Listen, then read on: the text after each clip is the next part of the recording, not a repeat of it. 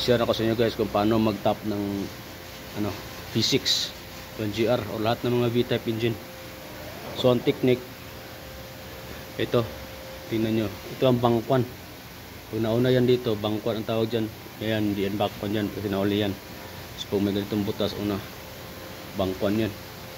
So ito, dalawang ito magkaharap yan. Yan, itong top nya, top. So ito naman dito, meron yung dot dito. Ayan o.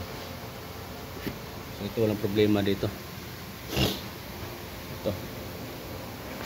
So meron man siyang dito. Ayan, marker.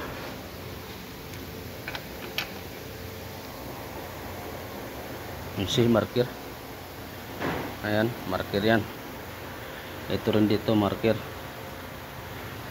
Ayan. So dito, ganun din dito, marker. Ayan. Ito, marker. Ayan, so magkatapat yung dalawang yan. Ayan. For YouTube purposes only. Ha? YouTube. Ha? YouTube.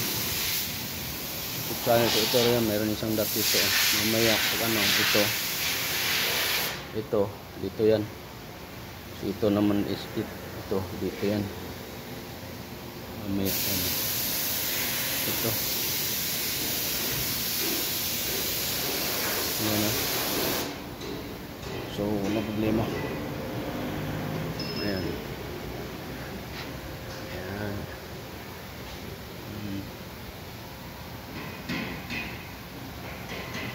153, 154.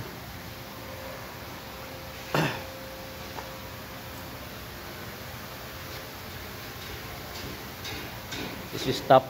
Do you see the hole here? This is top 1. All engine hole is here. This is top 1. You see? 1, 2, 1, 2, 3.